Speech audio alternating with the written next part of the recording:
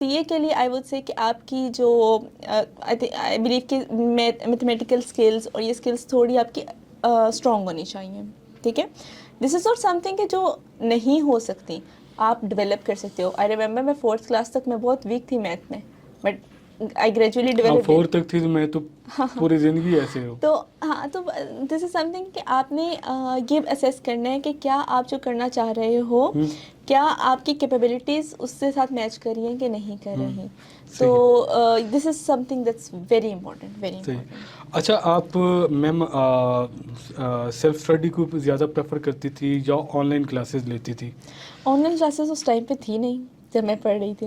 सही, हाँ। सॉरी, उस टाइम आप उस गया। टाइम पे थी नहीं, तो हाँ, मैं फिर लेक्चर लेती थी लेक्चर लेती थी खुद ही। जाके हम्म। ऑन साइट, या फिर मैं सेल्फ स्टडी करती थी। सही है। और ये आपका जब आर्टिकलशिप आपके स्टार्ट हुए, आर्टिकल कब स्टार्ट हुए आपके? मेरे आर्टिकल स्टार्ट हुए थे 2013 में। दो रहते हैं। अच्छा, जब आप का कैफ एंटर आप क्वालिफाइड कर जाते हैं, मतलब आपका कैफ कंप्लीट हो जाता है, तो एक कंसेप्ट है पाकिस्तान के अंदर, सीए की दुनिया में एक कंसेप्ट है कि आपका जो बिग फोर जो है फर्म है उसमें रेफरेंस चलता है, तो आप एग्री करती हैं? अम, कुछ फॉर्म्स में शायद चलता हूँ, बिग फॉर्म में फर्गीसन में नहीं चलता, तो क्योंकि मैंने देखा है तो मुझे पता है। But as per my knowledge बहुत कम है, इतना ज़्यादा नहीं है, बट कुछ फॉर्म्स में होगा probably, but not in big four. आप रेफरेंस पे गई थी या आप मेरिट? नहीं, मैं मेरिट पे गई नहीं। पक्की बात है। जी, अच्छा, और दूसरा ये है कि नहीं, आपको रेफरेंस की ज़रूरत नहीं पड़ी, अल्हम्दुलिल्लाह नहीं। मेरिट पे आ गई थी। चलें, माशाल्लाह।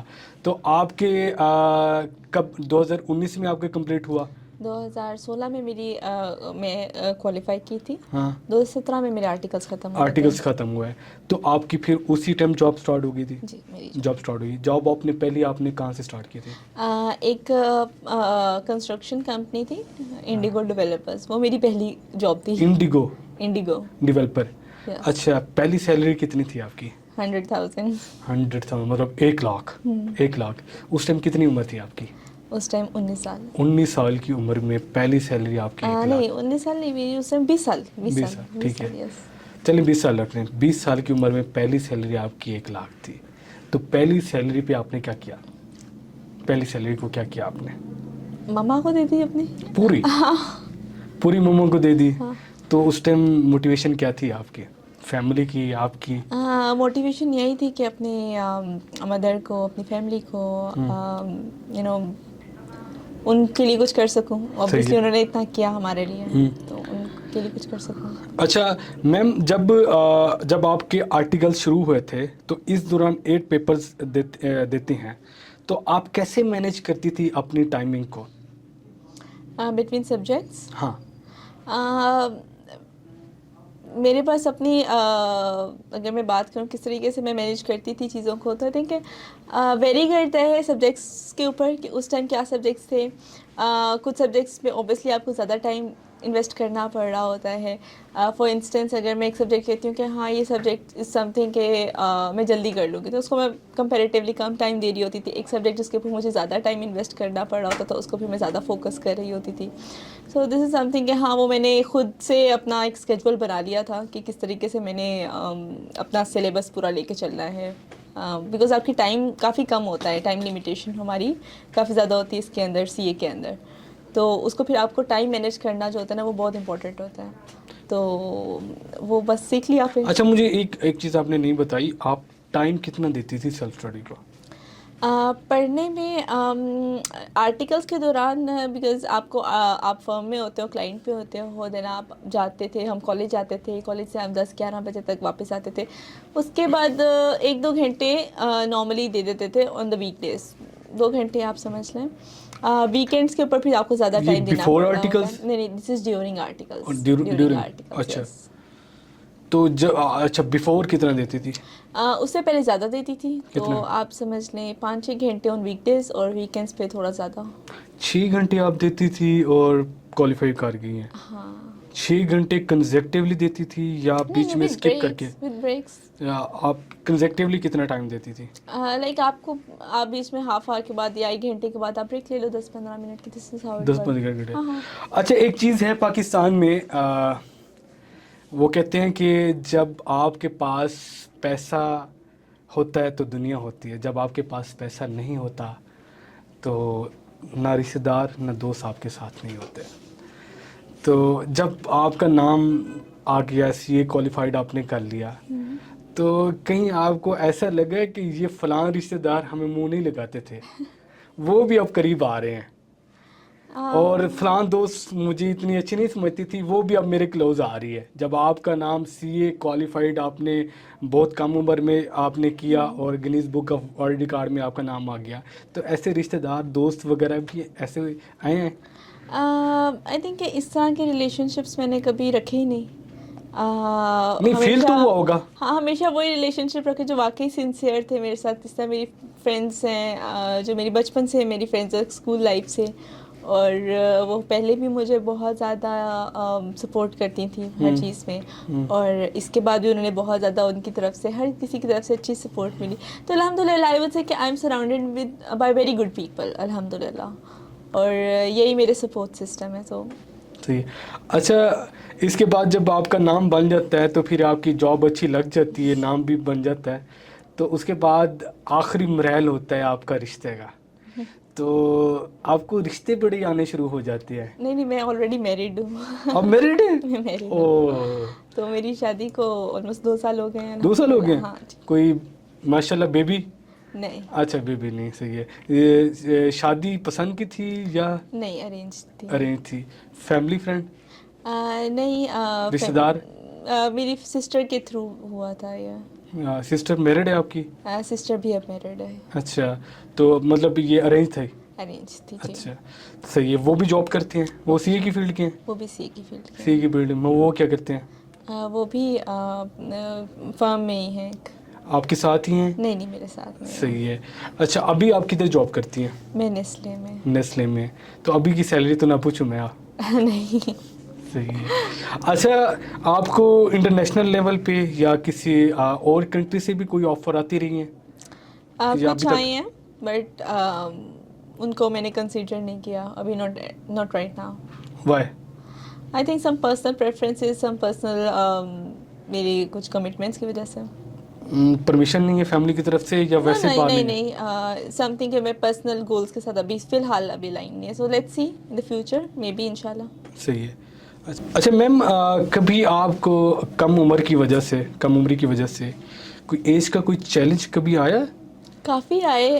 इनिशियली फर्म में काफ़ी आते थे, क्योंकि जब मैंने स्टार्ट की तब मैं 16 साल की थी जब मैंने फर्गसन में गई, और सारे मुझसे काफ़ी एज में बड़े थे। तो काफ़ी उस टाइम पे चैलेंज आता था जब मैं फर्स्ट क्लाइंट पे गई अपने। तो पैकेजेस मेरा पहला क्लाइंट था, तो आई रिमेंबर कि लोग आके मेरे सीनियर को कहते थे कि तुम बच्ची को क्यों ले आए हो साथ अपने। तो ये एक होता था।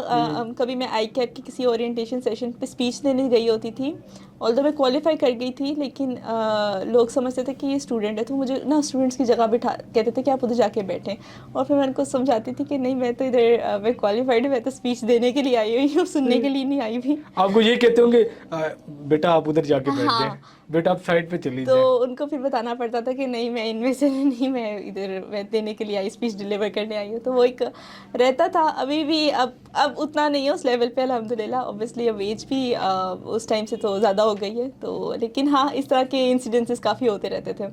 सही है। अच्छा, सबसे पहले जब आपने क्वालिफाइड कर लिया, मैम लास्ट क्वेश्चन की तरफ जाऊंगा, जब आपने क्वालिफाइड किया था आपने, सबसे ज़्यादा खुशी आपकी फैमिली में किनको हुई थी? मेरे फादर को, मेरी मदर को। और जब आपने क्वालिफाइड का आपका रिज़ल्ट आया था तो आप कहाँ पे थी? मैं घर पे थी। अपने घर पे थी? हाँ, अपने घर पे थी। तो मेरे फादर सबसे ज़्यादा खुश थे। कैसे पता चला था रिज़ल्ट का? मोबाइल के ऊपर आ जाता है मैसेज। ठीक है। तो मैसेज किनको आया था? मुझे आया था, मेरे मोबाइल के ऊपर मैसेज आपके आया। मोबाइल के ऊपर मैसेज आया था? क्या मैसेज आया? सीए क्वालिफाइड इस तरह का क्या आता है, योर आपका जो नंबर होता है वो आता है, एंड देन सीए क्वालिफाइड, इस तरह से कुछ। अच्छा। आई डोंट रिमेम्बर क्योंकि काफ़ी टाइम हो गया, बट हाँ, कुछ इस तरह से आता है मैसेज। सही।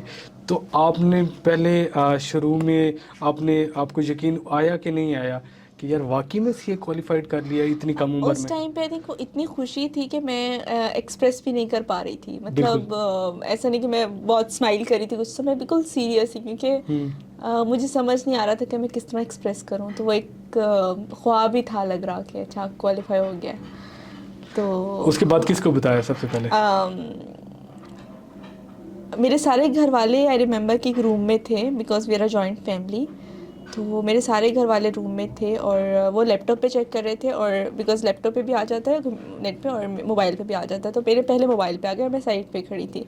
तो मैंने कहा आ गया रिजल्ट, तो उन्होंने कहा क्या आया, मैंने कहा क्वालिफाई।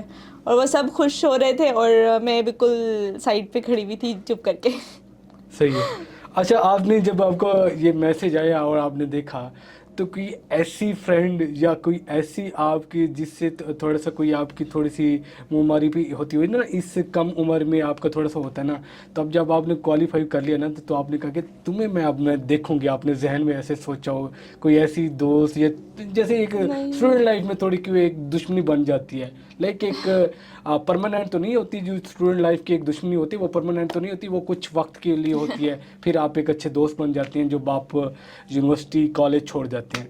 तो उस टाइम कोई ऐसी दोस्त दिमाग में आई जिसके साथ कोई इस तरह का कोई चैलेंज हो कि मैंने है, नहीं अब मैंने क्वालिफाई कर लिया, इस तरह आपने किया हो नहीं कि मैंने कोई सीए क्वालिफाई कर लिया, तो इस तरह कोई नहीं ऐसी कोई दोस्त, नहीं इस तरह का नहीं, कोई इस सीन तरह नहीं का था? कुछ नहीं। कोई कभी नहीं, कुछ भी नहीं इस तरह का अगर रहे भी हैं तो मैंने उनको इस तरह से इतनी ट्रीट नहीं इम्पोर्टेंस नहीं कीजिए? दी। हाँ, बिकॉज अच्छा, अगर आप इन चीज़ों के ऊपर इनको इम्पोर्टेंस देने लग जाते हो, फिर आप डिस्ट्रैक्ट हो जाते हो, सही फिर है। आप अच्छा, बात आपको है। इस दौरान कभी आपने लोग आपको ये भी कहते थे कि आपका काम नहीं है सीए करना, आप रहने दें, नहीं इस तरह की बातें सुनने को मिलती थी? बिल्कुल भी नहीं? नहीं। अच्छा, आप उन बच्चों को क्या मैसेज देंगी जो अभी सीए करना चाहते हैं या कर रहे हैं, या फिर अपने ट्रैक से हट जाते हैं करते करते, मतलब कुछ पेपर्स में फेल होते हैं फिर बैठ जाते हैं, तो उनको क्या मैसेज देंगी? जो सीए करना चाहते हैं उनको मैं मैसेज ये देना चाहूँगी कि इसमें, बिकॉज वही जो मैंने पहले ही बात की थी कि सबसे पहले आपने जो डिसीजन होता है ना, दैट्स वेरी क्रिटिकल, कि आपने क्या करना है, क्या बनना है। तो ये बहुत सोच समझ के डिसीजन करने वाला होता है। दिस इज़ नॉट समथिंग कि आप हैस्टी डिसीजन कर लें। तो ये डिसीजन करने से पहले आई थिंक कि आप कंसल्ट करें अपने बड़ों से, मेंटोर से, जो अगर आपकी फैमिली में कोई सीए है उनसे आप कंसल्ट कर सकते हैं, और वेरियस ऑप्शंस को आप एनालाइज करें और देन मेक अ डिसीजन। और जो कर रहे हैं सीए, और आई स्टिल वुड से कि देयर आर सम पीपल जो कि आ जाते हैं पर शायद वो करना नहीं चाह रहे होते, या वो असेस कर पाते हैं कि कर लेते हैं कि यार शायद नहीं हो पा रहा। So this is not the end of the world. अगर आप नहीं सीए कर सकते हैं, सो दैट्स फाइन, आपके लिए और बहुत ज़्यादा अपॉर्चुनिटीज़ हैं, मतलब the world is open for you. तो आई थिंक डिसहार्ट नहीं होना, you can definitely opt for another field, that's perfectly fine। और बट अगर सिंपल अगर फेलियर आ जाते हैं, मेरे 2 पेपर फेल हुए थे, so that's not a big deal. I think failure से हम सीखते हैं, हर फेलियर से कुछ ना कुछ सीखें और कम आउट मोर स्ट्रोंगर। और इंशाल्लाह आई होप कि एवरीवन, फॉर एवरीबडी, कि they excel in the careers and their lifes, एंड इंशाल्लाह everything will be good. Ma'am, मेरे दिमाग में अभी बड़े बहुत इंपॉर्टेंट 2 क्वेश्चन आए हैं कि जब बच्चे सीए कर रहे होते हैं ना, उनके दिमाग में बीच में कैफ लेवल में उनके दिमाग में एक चीज़ आती है कि हमारा बिग 4 फॉर्म में नाम आ जाए, कि हम आर्टिकल्स जो है ना हमारे बिग 4 में होने चाहिए। अगर बिग 4 का ठप्पा हमारे ऊपर ना लगे तो हमारी इन फ्यूचर अच्छी जॉब नहीं होगी। तो आप एग्री करती हैं कि अगर आपके आर्टिकल्स बिग 4 में नहीं होते, तो अगर किसी और फर्म से होती हैं तो आपका अच्छा फ्यूचर नहीं है? देखिए, big 4 definitely makes an impact, ठीक है, कि आपकी जो बिग 4 के आर्टिकल्स हैं, that obviously that gives you an edge in your future. But that being said, I completely disagree with the statement कि आपका फ्यूचर नहीं है उसके बाद, अगर आपके बिग फोर से नहीं होते। आई सीन के वो स्टूडेंट्स जिन्होंने दूसरी फर्म से किए हैं उनको बहुत अच्छा एक्सपोजर मिला हुआ है इन सर्टेन टर्म्स, वो काम में शायद मुझसे भी ज़्यादा अच्छे हों। एंड आई सीन कि वो लोग बहुत एक्सेल करते हैं अपने करियर में, they are very good companies, they are very good positions. और yes it does make a difference but not to that extent कि आप कहें कि हाँ फ्यूचर नहीं। सही है। इट्स अच्छा। Equally good.